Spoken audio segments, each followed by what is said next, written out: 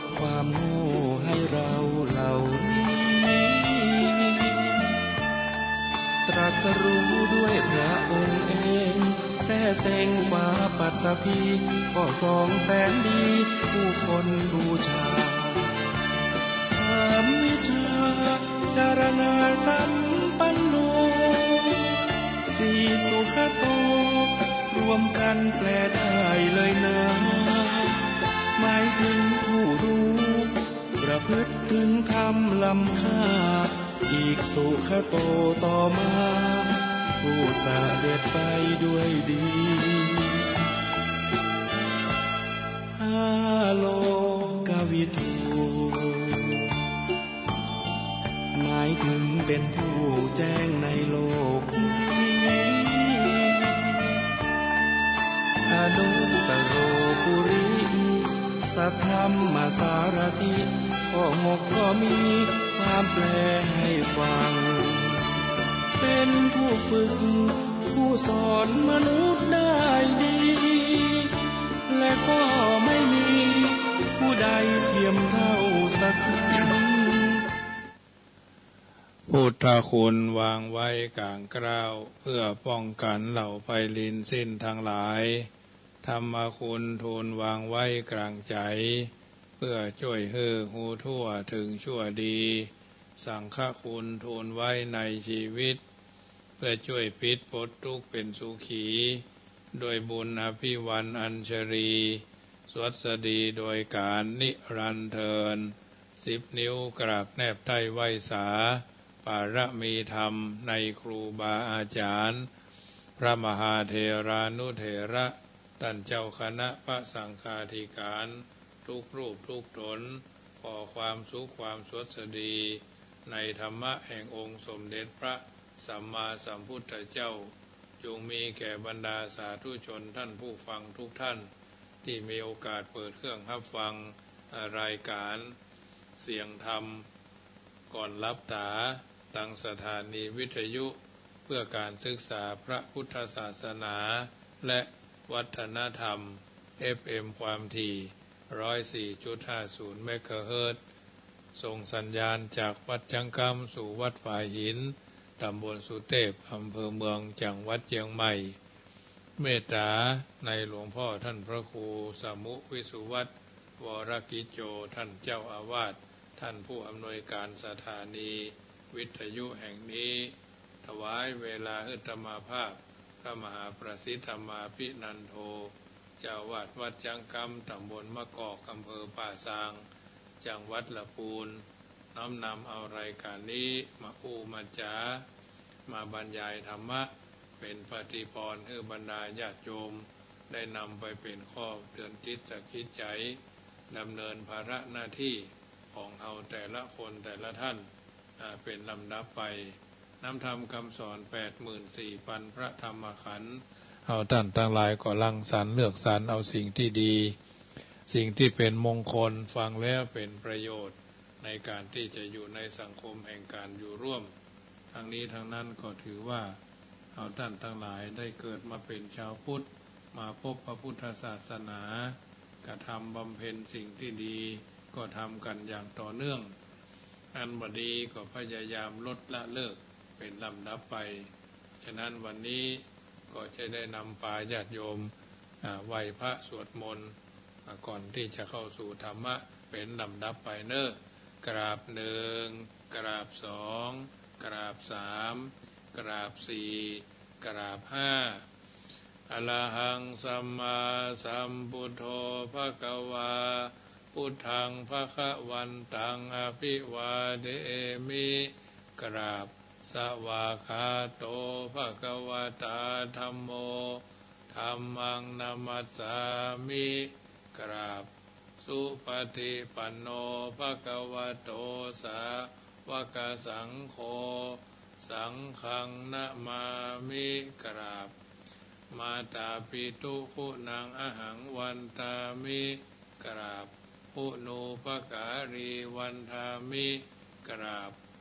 พระพุทธกราบพระธรรมกราบพระสงฆ์กราบระลึกถึงคุณพ่อคุณแม่กราบระลึกถึงคุณของครูบาอาจารย์เป็นลำดับไป ต่อไปก็ตั้งอกตั้งใจจำเริญพระพุทธคุณพระธรรมคุณพระสังฆคุณเนอะนะโมตัสสะภะคะวะโตอะระหะโตสัมมาสัมพุทธัสสะนะโมตัสสะภะคะวะโตอะระหะโตสัมมาสัมพุทธัสสะนะโมตัสสะภะคะวะโตอะระหะโตสัมมาสัมพุทธัสสะพุทธังสรณังคัจฉามิธัมมังสรณังกัจฉามิสังฆังสรณังกัจฉามิทุติยัมปิพุทธังสรณังกัจฉามิทุติยัมปิธัมมังสรณังกัจฉามิทุติยัมปิสังฆังสรณังกัจฉามิตติยัมปิพุทธังสรณังกัจฉามิตติยัมปิธัมมังสรณังกัจฉามิตติยัมปิสังฆังสรณังกัจฉามิสรณะกัมมานังนะโมพุทธายะนะโมธัมมายะนะโมสังฆายะอัปปะมโนพุทโธอัปปะมโนธัมโมอัปปะมโนสังโฆพุทโธเมนะโตธัมโมเมนะโตสังโฆเมนะโตอะหัมพันเตพุทธานุสติกัมมัฏฐานังยาจามิอะหัมพันเตธัมมานุสติกัมมัฏฐานังยาจามิอะหัมพันเตสังฆานุสติกัมมัฏฐานังเททะเมพันเตนิพิโสภควาอะระหังสัมมาสัมพุทโธวิชาจารณะสัมปันโนสุขโตโลกวิทูอนุตตโลปุริสธรรมสารทิสัทธาเทวมนุสสานังพุทโธภควติพุทโธอภคโสภควาอันว่าพระพุทธเจ้าตนนั้นอรหังอันเป็นอรหันต์ตนอรหันตาตนวิเศษกำจัดเสียยังกิเลสทั้งมวลสัมมาสัมพุทโธตนทลัดหูใหญ่อย่าทำทั้งมวลด้วยตนก็ดีวิชาจารณะสัมปันโนตนประกอบด้วยวิชาคือพญาทิพย์8 ดวงกับตั้งจารณะ15สุขโตตนได้ไปสู่ที่ดีคือนิพพานโลกวิโตตนได้ตรัสรู้โลกทั้ง3อนุตตโลตนผาเสริฐกว่าโลกทั้งมวลปุริสธรรมสารถิตนตรัสรู้ทั้งสอนสั่งสอนยังพอใจอันควรสอนได้สัทธาเทวมนุสสานังตนเป็นครูสั่งสอนคนและเทวดาทั้งหลายทั้งมวลพุทโธตนได้ตรัสรู้ยังสัจธรรมทั้ง4ภควาตนได้หักมั่งเสียยังราคะโทสะโมหะมานะทิฏฐิอวิชชาและมีสลีโสภากัญญะอันงามกับป่าละมีบุญคุณอันตั้งอยู่ในตนหาที่เสี่ยงที่สุดบ่ได้อิติปิแม้นด้วยคุณดังนี้แลสวากขาโตภควตาธัมโมสันทิฏฐิโกอากาลิโกเอหิปัสสิโกโอปัญญิโกปัจจตังเวทิตาโพวินยูหิติธัมโมอันว่าพระนวโร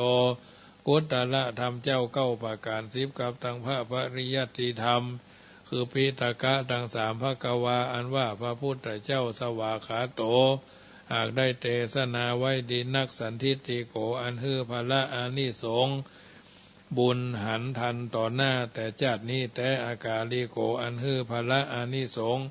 บุญหันตันต่อหน้าแต่ชาตินี้แต่เอหิปัสสิโกอันห้องหาเอาสัตว์ทั้งหลายเข้าสู่นิพพานโอปนะยิโกอันย่อมนำสัตว์เอายังสัตว์ทั้งหลายเข้าสู่นิพพานแต่แลธัมโมอันว่าพระสัทธรรมเจ้าวินยูหิอันนักปราชญ์เจ้าตนมีพระญาเวทิตโพตังตัสรู้ปัจจตังแจ้งนักโดยเฉพาะตนอิติปิแม้นโดยคุณดังนี้แลสุปฏิปันโนภควโตสาวกสังโฆอุจุปฏิปันโนภควโตสาวกสังโฆยายาปฏิปันโนภควโตสาวกสังโฆสามีจิปฏิปันโนภควโตสาวกสังโฆยะติทังจัตตาลิปุริสายุคานิอัฏฐปุริสาปุคลาเอสะภควโตสาวกสังโฆอาหุนายโยปะหุนายโยตคินายโยอัญชลีกะรณีโยอนุตตรังปุญญเกตังโลกัสสติสุปฏิปันโนภควโตสุสาวกสังโฆอันว่าพระสงฆ์สาวกอันเป็นศิษย์ภควโตแห่งพระพุทธเจ้าสุปฏิปันโนอันปฏิบัติดีแล้วอุชุปฏิปันโนอันปฏิบัติตรง ด้วยกายวาจาใจยะปฏิปันโนอันปฏิบัติเพื่อหู้ธรรมอันเป็นเครื่องออกจากทุกข์แล้วสามีจิปฏิปันโนอันพระองค์พระสงฆ์สาวกของพระผู้มีพระภาคเจ้าปฏิบัติสมควรแล้วยะทิตังได้แก่บุคคลเหล่านี้คือจัตตาริภูริสะอยู่คานิหรือได้แก่หมู่กู้แห่งบุรุษเอสะภะคะวะโตสาวกสังโฆนั่นแหละพระสงฆ์สาวกของพระผู้มีพระภาคเจ้าอาหุนายโยเป็นสงฆ์สาวกควรแก่สักการะที่เขานำมาบูชาปาหุนายโยเป็นสงฆ์ควรสาวควรเป็นสงฆ์สาวกควรแก่สักการะที่เขาจัดไว้ต้อนรับทักขินายโยเป็นสงฆ์ควรรับทักษิณาทานอัญชลีกรณีโยเป็นสงฆ์ที่คนและเทวดาทั้งหลายควรทำอัญชลีสาวกสังโฆอันว่าพระสงฆ์สาวกเจ้านั้นปุญญเขตต่างเป็นเนื้อนาบุญคือว่าที่ปลูกที่หวานแห่งพืชผลทางมวลอนุตตโลอันพาเสดบ่มีนาบุญอื่นยิ่งกว่าโลกัสสะกว่าโลกทั้งสามอิทิพิแม่นด้วยคุณดังนี้แลยันตุนิมิตตังอวามังกรัญจโยจามนาโปสักคุณาสัสสะโดปะปะกะโหตุสุปินังอกันตังพุทธานุภาเวนะวินาสะเมนตุยันตุนิมิตตังอวามังกรัญจโยจามนาโปสักคุณาสัสสะโดปะปะกะโหตุสุปินังอกันตังสังขานุภาเวนะวินาสะเมนตุ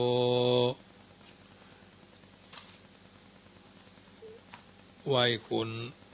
รวมเนออิทิปิโสภะคะวามือข้าพระเจ้ามี10 นิ้วตั้งหวังคิ้วกายเกศาข้าพระเจ้าขอไหว้สาคุณพิตามี21คุณพระมารดามี12คุณแม่โพธิ์ศพมี39คุณพระพุทธเจ้ามี56คุณพระสัทธรรมเจ้ามี38คุณพระสังฆเจ้ามี14คุณพระอาจารย์เจ้ามี10คุณกรรมฐานมี8คุณไฟ4คุณลม7คุณอากาศ10คุณแม่ธรณีมี21คุณแม่คงกามี12คุณอัคคระมี33คุณศีล5มี11คุณศีล8มี12คุณศีล10มี21คุณปาติโมกข์สังวรศีลมี227คุณอรหันตามีมรรค4พระสีนิพพาน1เป็น9คุณอัสสาวาสคุณนิสสาวาสคุณพระวิหารเจ้ามี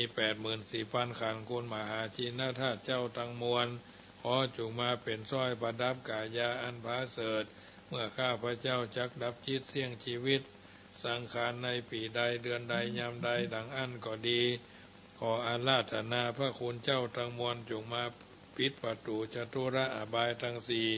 ขอพระคุณเจ้าทั้งมวลจงมาเปิดประตูเนรพานแก่ข้าพระเจ้าแด่เตินนิพพานปัจเจโยโอตุนอนิจจังไหวปารมี9ชั้นเนอปารมี9ชั้นปารมี30ทัศสวาโตภาปัญญาปารมี30ทัศสาธุภาปัญญาปารมีวัดแวดล้อมวิริยะปารมีอ้อมระวังดีศีลปารมีบังหอกบังดาบเมตตาปารมีผ่าแพ้ทั้งพื้นทานะปารมีคือเป็นพื้นดังต่ออุเบกขาปารมีคือก่อเป็นเวียงสัจจะปารมีแวดละวังดีเป็นไม้ใต้ขันติปารมีกายเป็นหอกเป็นดาบบังหน้าไม้และปืนไฟอธิฐานหน้าปารมีพันดาบไปทุกแห่งแข็งแห่งป่าโป่งหมู่มารผีสางภายเพศทุกตะวีพบที่ปั้งไปหนีนางทอรันนีอาสาจันโสซะเหมือนฟันอยู่ข้างน้ำนาตีนองกว้างต่อกว้างแตกที่ฟองระนองระนอกกลายเป็นข้าวตอกดอกไม้ถวายปู่จาพระแก้วแก่นไทยสัตตันพระพุทธังเฮยจุงมาผายโปรดอนุญาตโทษโปรดผู้ฆ่าแท้ดีหลีแม่ธรณีออกมาหีดมวยผมอยู่ที่ธาตุจ้างหายคายข้าจังงาซับดินพ่นน้ำนาตีลงพัดผายขอจ้างพายฮักตบเต้าพญามารห้องอ่าวปูนกัวกับยอมือขึ้นตูนหัวใส่เก้าผู้ฆ่านี้เล่าได้ชื่อว่าลูกศิษย์พระพุทธเจ้าตนมีบุญสมปานนั้นมากนักพระพุทธเจ้าจึงตั้งพระปัญญาปาละมีไว้9ชั้นตั้งไว้ตั้งหน้าก็ได้9ชั้นตั้งไว้ตั้งหลังก็ได้9ชั้นตั้งแต่หัวแผ่วตีนก็ได้9ชั้นตั้งแต่ตีนแผ่วหัว ก็ได้เก้าชั้นแสนวาลูกผืนจักมาเสมอเหมือนฝนแสนหาก็บ่มีมาจากใกล้ได้ข้าพเจ้าเลยได้ชื่อว่าพุทธกูนังธรรมะกูนังสังฆากูนังพุทธอินตาธรรมะอินตาสังฆาอินตาอัสสหับแม่ธรณีผู้อยู่เหนือน้ำผู้อยู่กำแผ่นดินการข้าได้ละลึกคือถึงหาคุณพ่อคุณแม่คุณครูบาอาจารย์คุณพระแก้วเจ้าทั้งสามประการคือคุณพระพุทธคุณพระธรรมคุณพระสงฆ์คุณแดดคุณฝนคุณน้ำคุณลมคุณไฟคุณกุสระเจ้าก็ดีคุณนางอุตราเจ้าก็ดีคุณพระตนภาวนาเจ้าก็ดีคุณพระปาเจกเจ้าก็ดีคุณแม่ธรณีเจ้าก็ดีจุงมาสามพิทักษ์รักษาคุ้มครองตั้งกำหน้าและกำหลังยังตนตัวแห่งผู้ฆ่าตั้งแต่ทีฆากาลยามนี้วันนี้ค่ำคืนนี้และต่อไปนี้จิ้มแดดเจอพุทโธพุทธังรักษาธัมโมธัมมังรักษาสังโฆสังฆังรักษาพุทโธพุทธังอะระหังธัมโมธัมมังอะระหังสังโฆสังฆังอะระหัง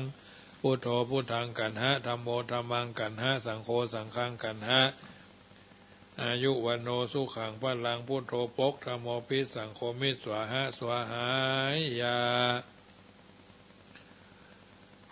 เป็นการสวดมนต์ให้ญาติโยมได้นำไปเป็นข้อพินิจพิจารณาดำเนินชีวิตให้ถูกต้องท่องแท้การดำเนินชีวิตของเฮานั้นถือว่ามีพระพุทธเจ้าพระธรรมพระสงฆ์เป็นสรณะพ่อแม่เป็นที่พึ่งต่อไปก็กำไหวเทวทูตทั้งห้าสวดแล้วสาธยายแล้วตายก็บ่เหม็นตายก็บ่เน่าเนาะเปิดห้องว่าระลึกถึงแม้แต่องค์เจ้าชายสิทธัตถะไปหันคนแก่คนเกิดคนแก่คนเจ็บคนตายเนาะสมณะก็เลยออกบวชนะเป็นเรื่องบัจีรังยั่งยืนอาหัมปีโขมหิจติธัมโมจติอนาติโตหันทาหังกันละยานังกะโลมิกะเยนะวาจามะนาสาเทวตูตยามหังอาหัมปีโขมหิจลาธัมโมจรังอนาติโตหันทาหังกันละยานังกะโลมิกะเยนะวาจามะนาสาเทวตูตยามหังอาหัมปีโขมหิพยาธิธัมโมพยาธิงอนาติโต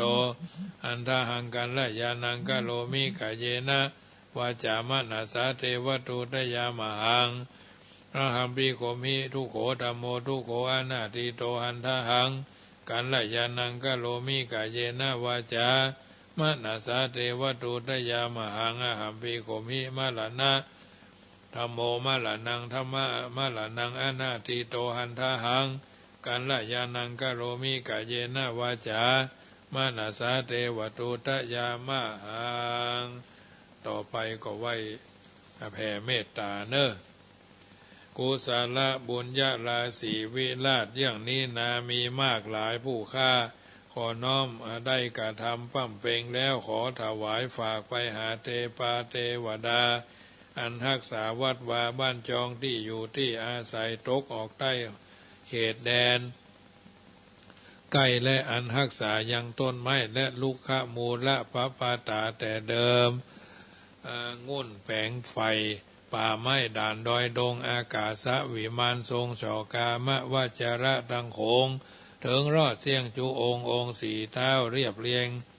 เลงผายแผ่คือแผ่ส่วนบุญตานมัคควานพระภูบาลจอมเจื้องเจ้าราชอินตาบุญเนื่องนี่นาผาหน้ามาผาฝากนำหาน้อมเนตรหน้าชื่นเจยโจมพับตัวตั้งห้องตัวห้องแผ่ถึงพรมนอพระเจ้าเมตไตรถวายยืนไหว้ฝากลงมาตังไอสวนราชาเทพดาตนตันท้าเวสสุวรรณตังยักขะกันตพะหมู่กุมพันคุดนักน้ำหมู่นาคีปลายลุ่มพัทวี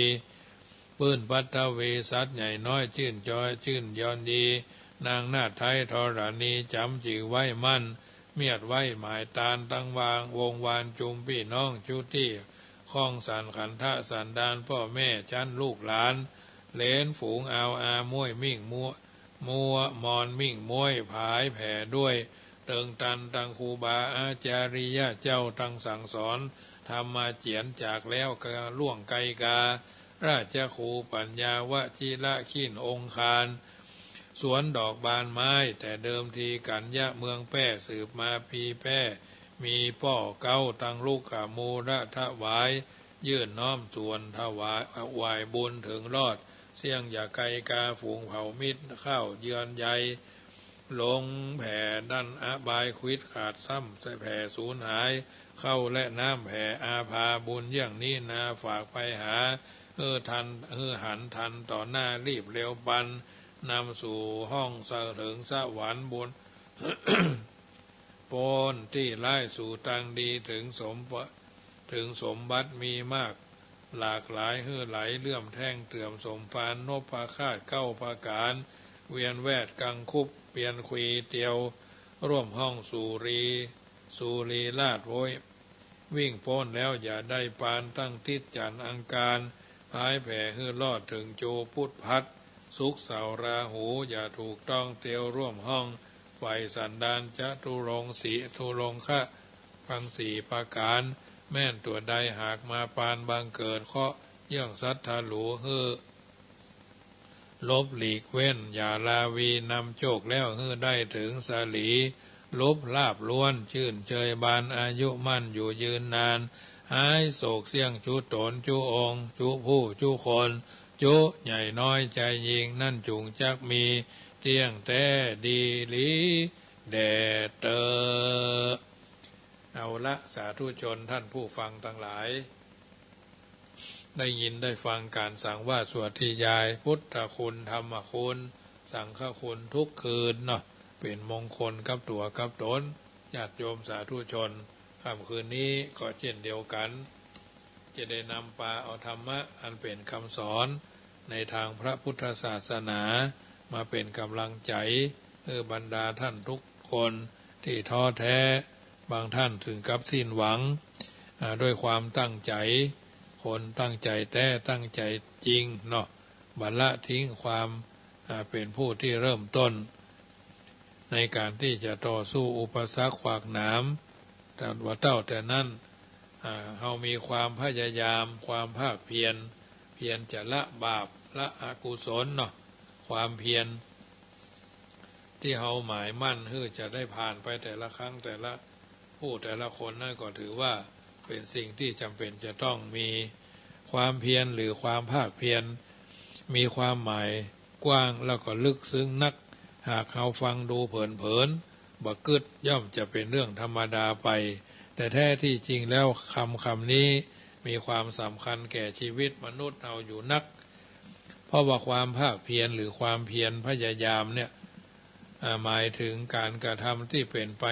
ติดต่อกันบ่ขาดระยะคือบ่เป็นไปในลักษณะทำยุดขาดเกินลุดลุยนะแต่เป็นไปในลักษณะที่เป็นการกระทำต่อเนื่องกันไปโดยสม่ำเสมอตั้งแต่ต้นจนปลาย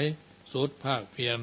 ต่างกันกับความพยายามเพราะความพยายามนั่นเป็นการกระทำที่เกิดขึ้นเป็นเป็นครั้งเป็นคราวเช่นเอากึดโจทย์เลขครั้งหนึ่งบ่สำเร็จก็พยายามกึดเป็นครั้งที่สองเป็นครั้งที่สามจนสำเร็จการกระทำที่เว้นช่วงระยะเช่นนี้เรียกว่าความพยายามคุณธรรมสองข้อนี้อาศัยซึ่งกันและกันญาติโยมผู้ที่ต้องการความสำเร็จอันงดงามในชีวิตต้องมีความภาคเพียรและความพยายามปัญหาที่น่าคิดก็คือทำอย่างใดเอาจึงจะมีความภาคเพียรปัญหาข้อนี้บ่เป็นการยากนักที่เราจะหาคำตอบเพราะความภาคเพียรจะเกิดขึ้นได้ก็ต่อเมื่อคนเรารู้จักคุณค่าของเวลาการรู้จักคุณค่าของเวลานี่แหละเป็นเหตุให้เกิดความเพียรขึ้นในตัวคนบุคคลได้คนที่ขาดความภาคเพียรก็เพราะบ่รู้จักคุณค่าของเวลานั่นเองเพราะฉะนั้นผู้ที่มุ่งหวังอาจจะมีความภาคเพียรจึงขอให้ทำความเข้าใจในการรู้จักคุณค่าของเวลาเสียก่อนถ้าเราจะตั้งปัญหาถามว่ายังมีค่าที่สุดในโลกทุกคนจะตอบเป็นเสียงเดียวกันว่าเวลานั่นแหละเป็นสิ่งที่มีคุณค่าที่สุดเพราะเวลาคือชีวิตที่เจริญวัยผ่านวันผ่านเดือนไปถึงวันนั่นก็หมายถึง เวลาแห่งชีวิตได้ก้าวเข้าสู่จุดจบเข้าทุกทีแล้วหรืออู้สั้นๆว่าชีวิตใกล้ความตายเข้ามาแล้วเพราะฉะนั้นเวลาที่ผ่านไปทุกนาทีทุกชั่วโมงนั้นย่อมหมายความว่าชีวิตของเฮาได้ผ่านพ้นไปด้วยถ้าเฮาปล่อยให้เวลาผ่านไปเปล่าๆโดยบักกึดจะทำอย่างให้เกิดประโยชน์แก่ตัวเองหรือแก่บุคคลอื่นก็เท่ากับว่าเฮาได้ปล่อยชีวิตให้ไร้คุณค่าใช้เวลาให้ไร้ความหมายและเปล่าประโยชน์บุคคลที่บ่ฮู้จักคุณค่าของเวลาเช่นนั้นก็คือบ่ฮู้จักชีวิตของตัวเก่าเองในเรื่องนี้พระพุทธเจ้าได้ตรัสไว้ว่าภิกขเวดูก่อนภิกษุทั้งหลายขอเธอทั้งหลายจงมั่นพิจารณาอยู่เนืองว่าวันคืนล่วงไปบัดนี้เราทำอะไรอยู่นะวันคืนล่วงไปบัดนี้เราทำอะไรอยู่จากพระพุทธพจน์ข้อนี้ก็ย่อมจี้ให้เฮาหันเด่นชัดว่าพระองค์นั้นเป็นผู้รู้จักคุณค่าของเวลาอย่างยิ่งพร้อมกันนั้นพระองค์ก็ได้ทรงสั่งสอนบรรดาสานุสิทธิ์ให้รู้จักคุณค่าของเวลาเช่นกันทั้งนี้เพื่อจะให้ทุกคนรู้จักประหยัดเวลารู้จักวางระบบทำงานประจำวันเพื่อเป็นไปโดยมีระเบียบและเป็นผลดีทั้งแก่ตัวเองและสังคม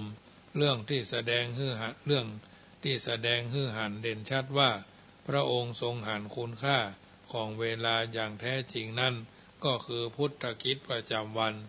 ดังที่ได้นำมาอธิบายญาติโยมได้ฟังเป็นช่วงข่าวก่อนเพราะฉะนั้นผู้หวังความก้าวหน้าในชีวิตก็ขอให้เป็นผู้รู้จักคุณค่าของเวลาอย่าปล่อยเวลาให้ผ่านไปโดยที่เอาบาได้กำไรชีวิตอย่างขึ้นมาการที่ปล่อยให้ชีวิตขาดทุนไปเป็นวันนั่นเป็นการถอยหลังเข้าคลองจะเข้าในทำนองว่าเป็นคนเปล่าคือคนที่บ่มีความหมายอย่างในตัวเองซ้ำร้ายยังเป็นภัยแก่สังคมตัวในเรื่องเกี่ยวกับคุณค่าของเวลานี้ท่านผู้รู้ยังกล่าวเอาไว้ว่าเวลาและวารีมิใยดีจะคอยใครนะเวลาและวารีมิใยดีจะคอยใครและโดยเหตุที่ชาวบัณฑิตยึดภาษิตนี้เองทำให้ญาติโยมสาธุชนที่เพิ่นมีวิสัยทัศน์กว้างในการดำเนินชีวิตหมู่บ้านตำบลอำเภอจังหวัดชาติประเทศเพิ่นขยายตัวขึ้นเป็นประเทศมหาอำนาจในที่สุดเพราะมีความเจริญในด้านภาษาอุตสาหกรรมการค้าและยุทธสงครามตลอดจนเป็นประเทศที่มีสมบัติผู้ดีอย่างน่านับถือโดยเฉพาะประเทศอังกฤษถ้าเราศึกษาชีวิตของคนอังกฤษจริงๆแล้วเราจะหันได้ว่าเรื่องเวลาเป็นเรื่องสำคัญที่สุดที่เขาจะไม่ยอมปล่อยให้ผ่านไปโดยไร้ประโยชน์เพราะฉะนั้นผู้มุ่งหวังที่จะทำตนเป็นอารยชนหรือกำลังสร้างสรรค์ประเทศให้เป็นอารยประเทศก็จำเป็นจะต้องคำนึงถึงเรื่องคุณค่าของเวลาเพื่อจะทำตนให้มีความภาคเพียรพยายามในการสร้างสรรค์และส่งเสริมความเจริญก้าวหน้าทั้งแก่ตนและสังคมโดยบ่หยุดยั้งเพื่อเป็นการประกอบเรื่องให้ชัดเจนขึ้นจะถอนำเอาพุทธจริยาวัดตอนที่พระองค์ทรงบำเพ็ญทุกขกิริยาและทรงบำเพ็ญเพียรตั้งใจบำเพ็ญทางใจจนได้ตรัสรู้มาเล่าประกอบว่าเราได้ทราบมาแล้วว่าพระสิทธัตถะหรือเจ้าชายสิทธัตถะเป็นผู้มีความภาคเพียรพยายามอย่างจริงจังคือหลังจากที่พระองค์ทรงผนวดแล้วก็ได้ทรงตระหนักดีว่าการที่จะได้ตรัสรู้เป็นพระพุทธเจ้านั้นจะต้องใช้ความภาคเพียรพยายามอย่างใหญ่หลวงทีเดียวเพราะฉะนั้นจึงจำเป็นจะต้องทดลองปฏิบัติตามลัทธิความเชื่อถือของบุคคลในสมัยนั้นจึง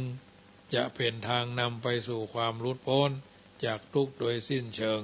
และลัทธิที่เชื่อกันว่าจะเป็นทางนำไปสู่ความพ้นทุกข์นั้นก็มีอยู่หลายอย่างหลายลัทธิเช่นต้องเป็นผู้เคร่งครัดในเรื่องพิธีกรรมเคร่งครัดในระเบียบประเพณีเคร่งครัดในการล้างบาปเคร่งครัดในการเส้นสวงบูชายันลัทธิที่เชื่อถือมากที่สุดก็คือลัทธิที่ว่าการที่จะหลุดพ้นจากทุกข์อย่างแท้จริงนั้นมีวิธีอื่นใดนอกจากการทรมานตนอย่างอุกฤษทุกลัทธิที่เขาเชื่อถือกันพระพุทธเจ้าก็ทรงทดลองปฏิบัติอย่างแท้จริงอย่างจริงจังอย่างต่อเนื่องทั้งนั้นโดยเฉพาะการบำเพ็ญทุกขกิริยาหรือเรียกภาษาไทยว่าการทรมานตนอย่างอุกฤษนั้นพระองค์ได้ทรงทดลองปฏิบัติเป็นเวลาเมินและเอาจริงเอาจังนักที่สุดเช่นในวาระแรกพระองค์ได้กดพระทันด้วยพระทันคือเพิ่นเขาว่ากดเขี้ยวด้วยเขี้ยวเนาะตั้งบนตั้งลุ่มมากับกันงับเขี้ยวไว้เนาะเอาเขี้ยวโจนกันกดพระตาลุคือเพดานโดยพระชิวหาเนาะเอาลิ้นเดาะเพดานเอาไว้คบเขี้ยวเอาเขี้ยวโจนเขี้ยวกันไว้เนาะผ่อนลมหายใจออกเท่าน้อยจนแทบจะขาดใจตายละลิกละลี่ระลิ้นเป็นไรเนาะไหลลิดต่อไปก็ทรงเสวยพระกายาหารวันละเล็กวันละน้อยจนในที่สุดบ่เสวยเลยในตอนนี้พระวรกายก็ได้รับความลำบาก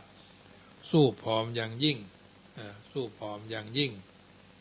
หันเส้นหันเอ็นเนาะหันเส้นหันเอ็นอย่างชัดเจนว่าเพราะว่าปางบำเพ็ญทุกขกิริยานะพระองค์ทรงหมดเรี่ยวแรงที่จะบำเพ็ญเพียรต่อไปแถมแล้วจึงล้มสลบลงภายใต้ต้นไทรแห่งหนึ่ง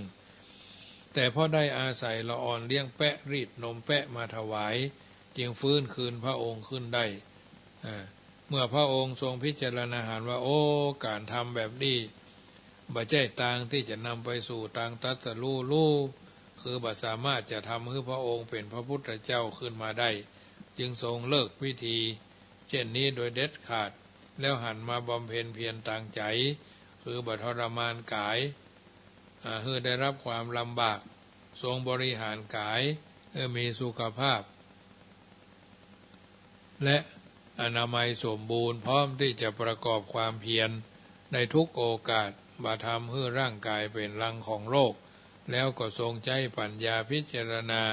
หาความจริงทรงกระทำจิตให้เป็นสมาธิจนกระทั่งจิตสงบแล้วเพิกถอนและทำลายกิเลสทุกอย่างให้หมดให้เสี่ยงไปจากดวงหทัยของพระองค์โดยบ่ได้เหลือหลออยู่เลย แม้แต่นิดหน่อยวิธีการเช่นนี้เรียกในทางภาษาบาลีว่า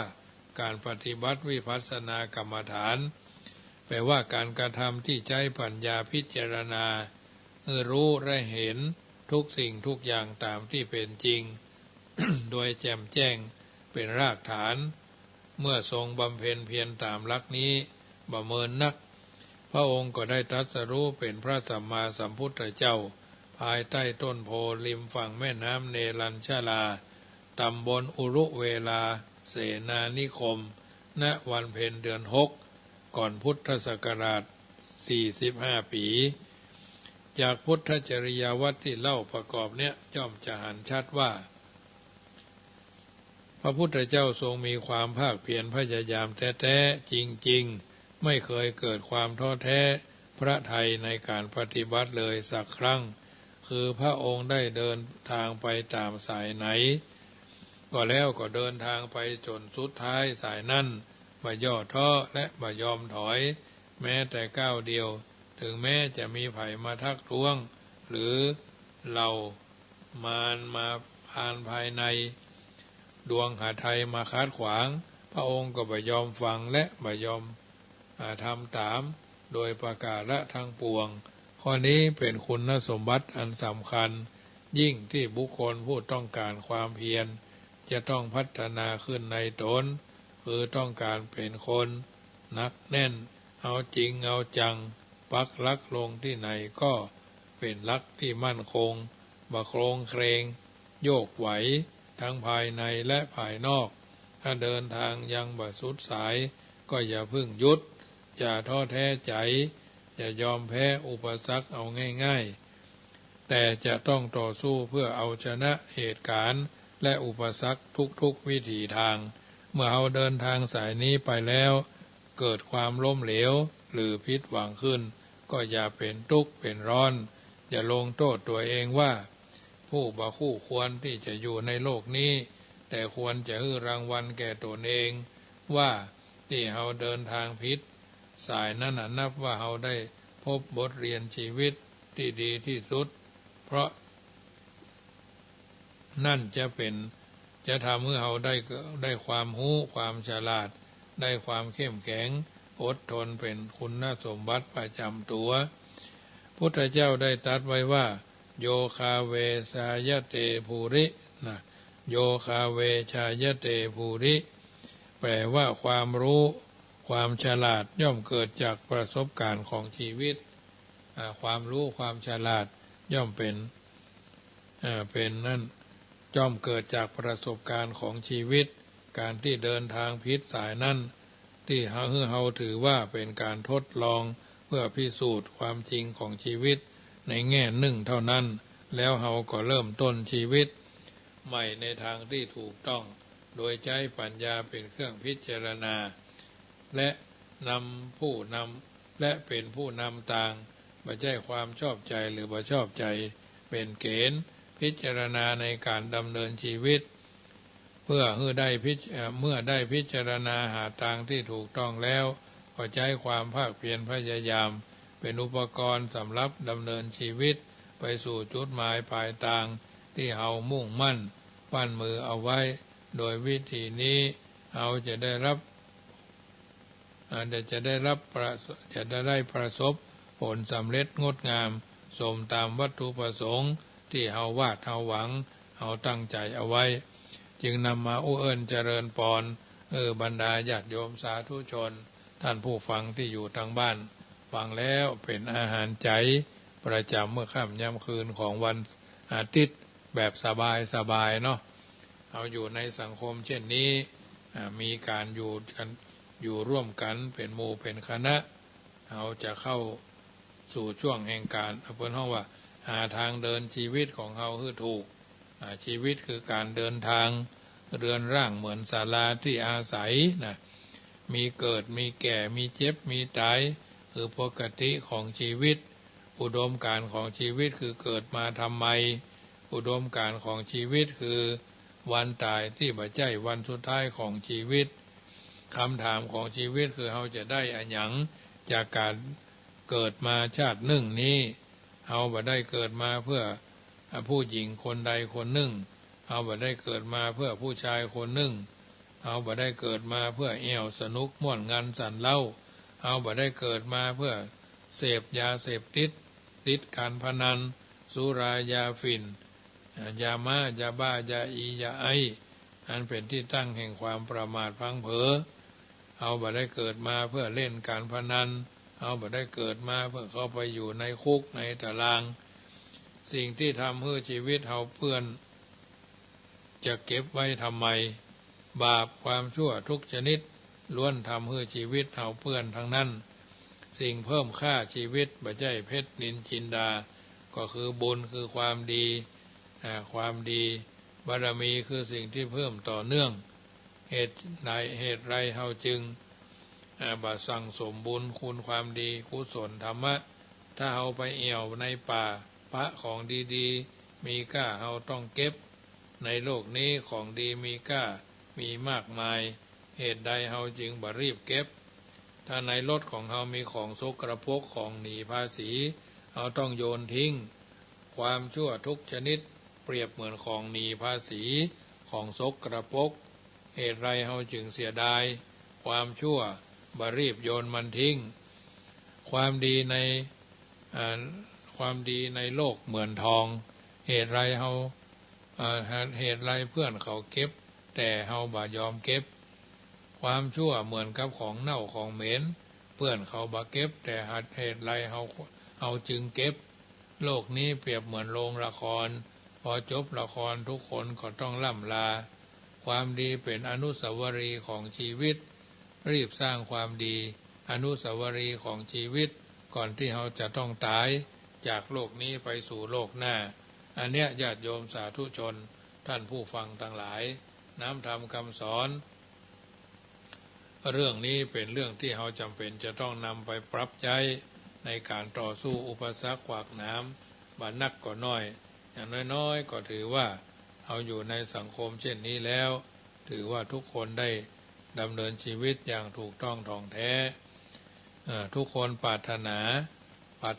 อย่างปรารถนาคือความสุขกายสบายใจปรารถนาที่จะอยู่ในสังคมแห่งสันติสุขเนาะบ่ละบ่เลิกบ่เพิกบ่เฉยบ่ปล่อยชีวิตให้ผ่านไปบ่ได้เพิ่นบอกว่าวันคืนล่วงไ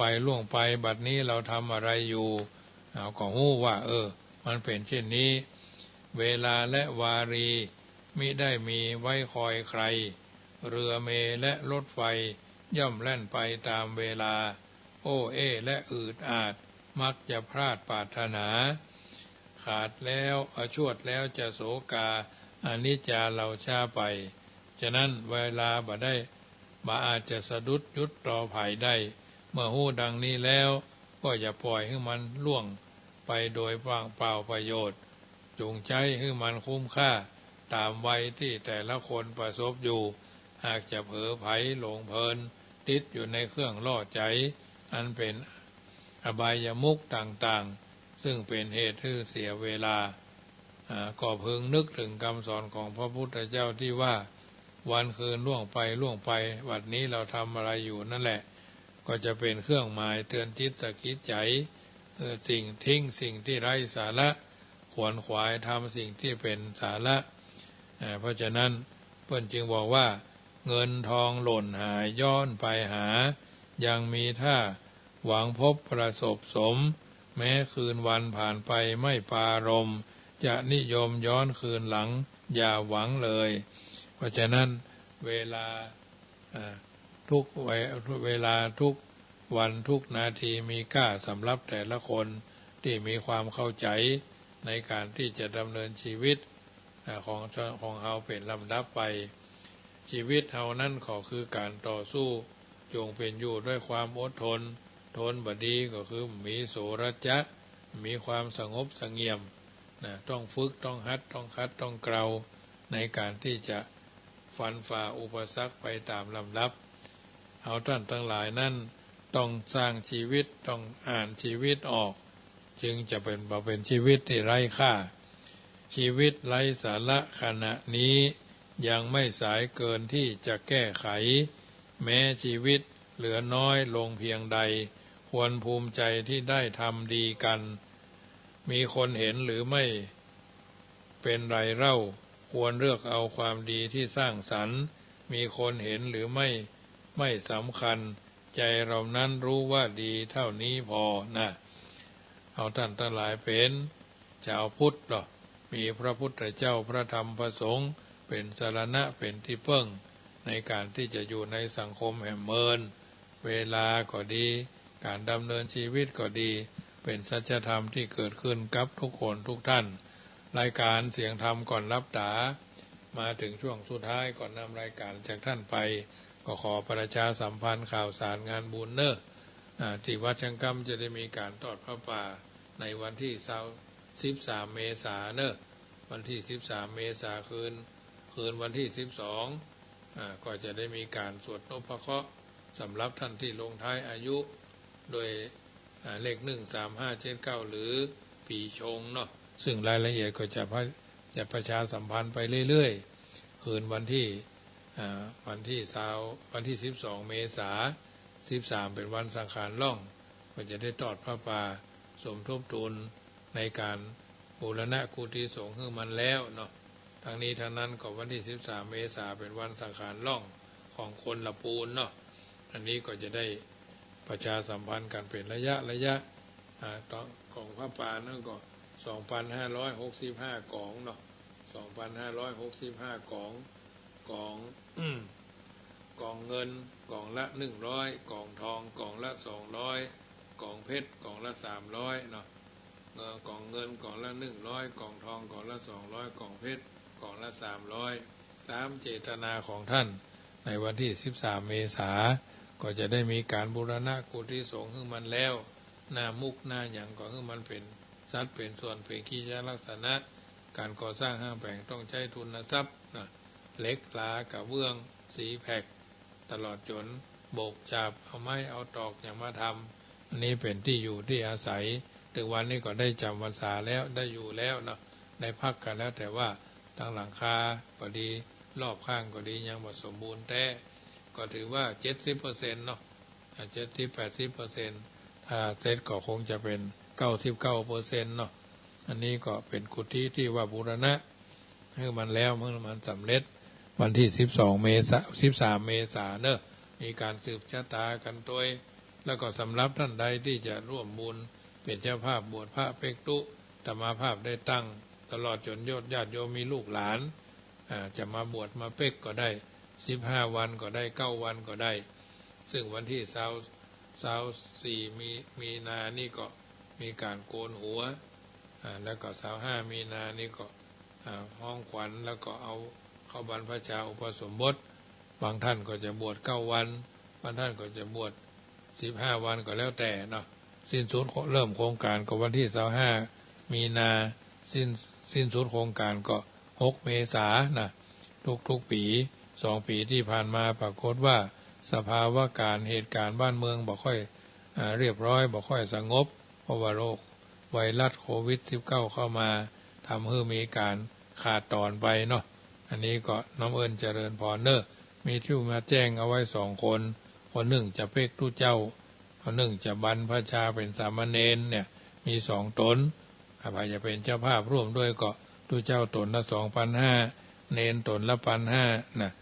อันนี้ทางนั้นก็ฟังประชาสัมพันธ์กับไปเรื่อยๆเนอะค่ำคืนวันนี้เป็นจะได้พ้องฟังรายการนี้ไปเรื่อยๆเนาะโทรศัพท์ทักทายกันเข้ามาได้เนอะ0615476539 0615476539อยู่จุดไหนม่งใด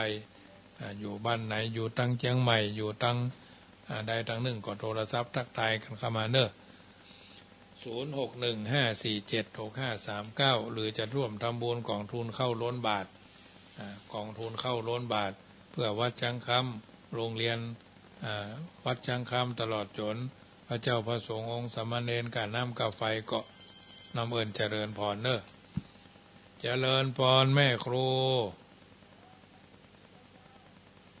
ชัดเจนดีนอกเนื้อหาเหมือนแมลงเนอะโมทนาก็ไม่ครูเนอะเจริญพรเอาสายที่1โทรกันเข้ามาเถอะญาติโยมถ้าว่างเว้นฟังกันไปโทรทักทายเข้าไปมีเรื่องอันใดก็อู้เอิญเจริญพรกันได้เพราะฉะนั้นเอาทักทายกันแล้วก็ถือว่าเป็นเรื่องปกติธรรมดาธรรมาภาพก็อู้ไปเรื่อยๆเนาะเวลามีค่าอโมทนากับโยมนิ่มนวลโยมแม่น้องพัดลมโยมบุญเฉลียวเนาะโทรกันเข้ามาเนอะหนีบ่พ้นอันยังก็คือสัตว์ในโลกาเกิดมาบ่แคล้วสังขารแก่แล้วมันถึงบ่ไหวเปลี่ยนไปเตื้อนิดชีวิตจิตใจเนื้อตัวคิงใบ